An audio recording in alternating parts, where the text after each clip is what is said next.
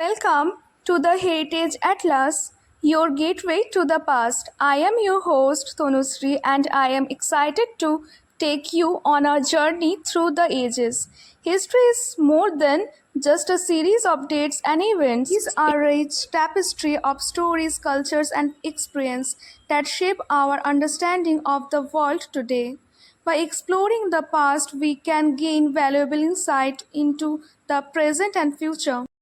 Now the question arises, what is history? A part of social science or the part of humanity or a hybrid discipline? A hybrid discipline is a field of study that combines ideas and methods from two or more different subjects, creating a new and unique approach.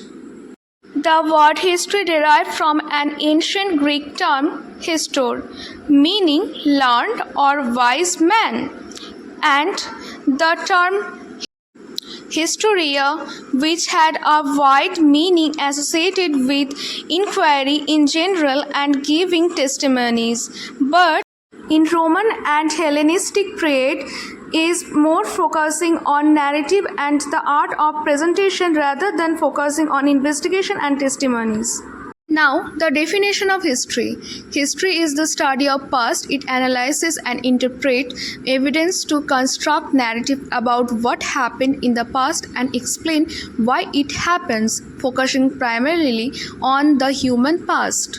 Seeks to reconstruct the past, understanding its impact on present and inform our decision about future. The purpose of studying history. Number 1 is discovering of the truth. Now you can ask that what it means. It means history's primary function is to uncover the truth about past events, peoples and culture. This involving analyzing evidence, interpreting facts and reconstruct the past accurately as possible. Second purpose of studying history is lesson for the present.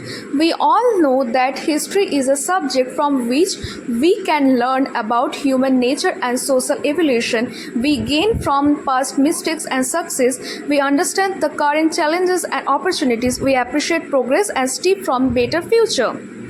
And the third purpose of history is understanding human conditions. Means emotional remain the same, basic needs of universal, struggle for power and control, importance of community, resilience and adaptability, the cycle of progress and decline. The fourth purpose of studying history is social cohesion. And what it means? It means unity in diversity, shared values, mutual respects, trust and cooperations, sense of belongings, reduce inequalities, etc. Fifth purpose of studying history is understanding the present. We all know that understanding the present is more important topic for history. Like through history studying, we can learn from the past mistakes to avoid repeating them, understanding how historical events shapes our present, recognizing the patterns. Now, the last but not the least purpose of studying history is socio-political, ideological purpose. It means that shaping the nation identity and informing political ideologies, providing historical context for current politics and decisions, informing debates on social justice, equalities and human rights are always helpful in now coming history. To the point of method of studying. When we talk about method of studying, we are referring to the various approaches, techniques and tools that historians use to discover and know the history.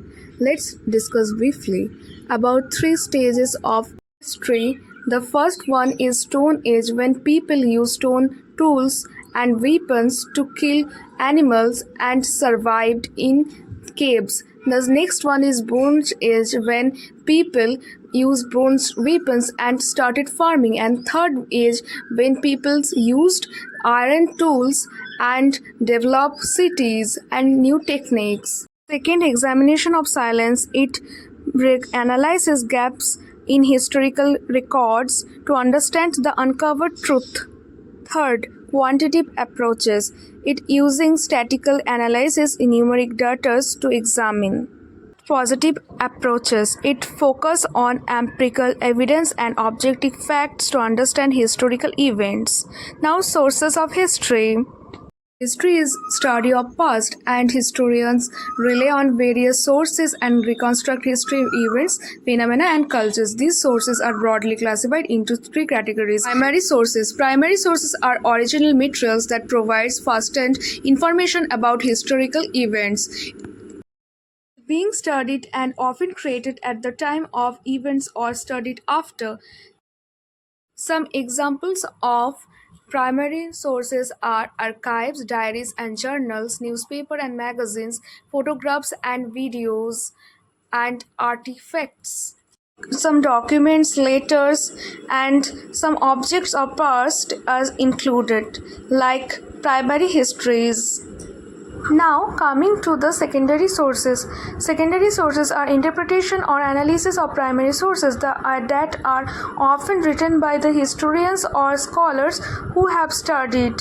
Now, come some examples of secondary sources: history books, academic journals, documents, and museums where the history is preserved, and sometimes online resources like websites, database, digital archives that provide historical informations. Now, some pictures of secondary sources. Coming to oral sources. Oral sources are the verbal information of the experience and perspective of individual or community which pass on generation after generation through stories. The examples of oral sources are oral historians, folklores and traditions, legends and myths. Now, coming to the written sources of history. History basically based on two parts: written history or unwritten history. Examples of written histories are government records, business records, church records, and literary works.